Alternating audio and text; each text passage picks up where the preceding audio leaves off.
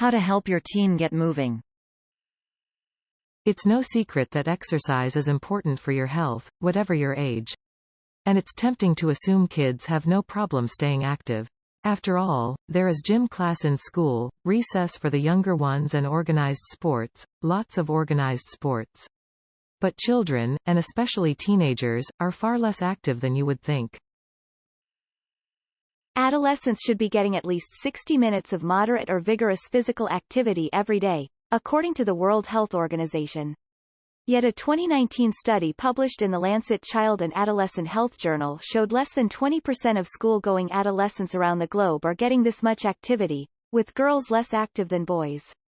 In the United States, that figure is only slightly higher, with 24% of children ages 6 to 17 being physically active for 60 minutes per day, according to the U.S. Centers for Disease Control and Prevention. What's behind these dismal numbers? Many things.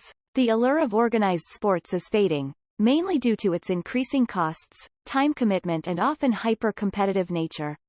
Just 38% of kids ages 6 to 12 were playing an organized sport in 2018, down from 45% in 2008, according to the Aspen Institute. The COVID-19 pandemic may have further accelerated the downward trend, the Aspen Institute wrote in its State of Play 2021 report. Then there's technology. Nearly half of U.S. teens say they are online, almost constantly, according to a Pew Research Center study, up from just 24% in 2014-2015. And recess and outside playtime are no longer mandatory in most schools, said Carol Harrison, senior clinical exercise physiologist with the University of Texas MD Anderson Cancer Center in Houston. In addition, more kids are driven to school today than in the past, when they walked or biked. Many children also come home to a house where both parents may not have yet arrived home from work, Harrison said. The result, very often, is gaming on computers and watching TV, which are very often accompanied by eating unhealthy snacks. This lack of movement is concerning, experts say, and not just from a weight perspective. In addition to improving your heart, muscle, bone and metabolic health, regular exercise helps improve your coordination and agility, and the resulting increased blood flow is helpful to the brain, too. Studies have shown that kids involved in daily physical activity do better overall with attention and focus, which translates into better academic performance, she said. It also helps with impulse control and better management of emotions. How do you get your teen to bust a sweat? While it can often be a challenge, there are many ways to introduce more physical activity into children's lives. No one wants to be told to get out there and start running. Instead, look for activities you can all enjoy together. This can be as simple as a family bike ride, a round of beanbag toss or a trip to the park with friends. On days off, schedule a camping trip, where a daily swim, hike or paddling session is on the agenda. Focus on fun, Harrison said. With most kids, fun is a necessary ingredient. So is the social aspect.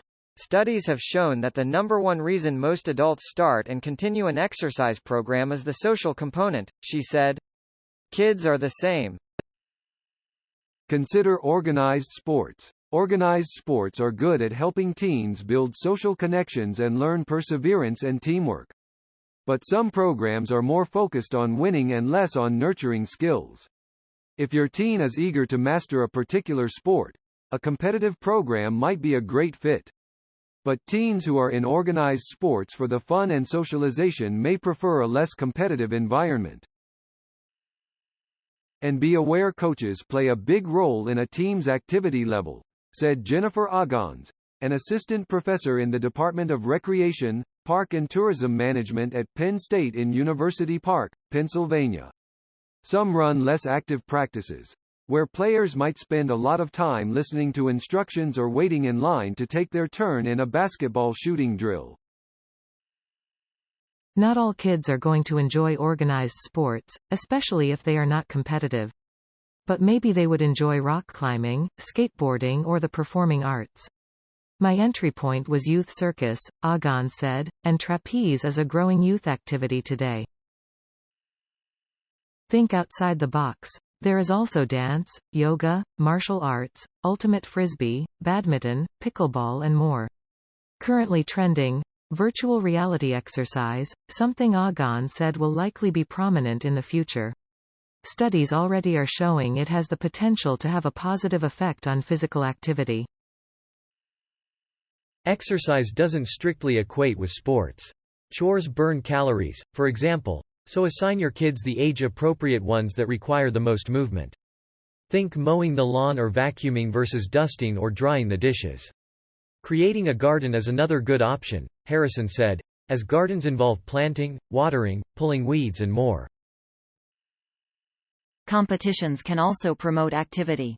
Challenge your teen to see who can run the fastest, do the most sit-ups or walk the most steps every day or week. Use small gifts as a reward. And don't overlook volunteer work, which often involves a lot of motion. Perhaps they can participate in a trail building event or assist someone in packing and moving boxes. If teens suddenly show no interest in an activity they normally enjoy, sit down for a talk. Maybe their lack of interest in swimming is because they are suddenly embarrassed to be seen in a swimsuit, Agon said. Or perhaps they want to drop out of soccer because a new teammate is making fun of them, or they don't have a friend on the team this year. Interpersonal constraints like these can stop people from doing activities they like to do, she said, so don't assume your teen has suddenly lost the motivation to move. Something else could be going on. Watch, too, for signs of exercise addiction, which involves excessive exercising and is often linked with eating disorders.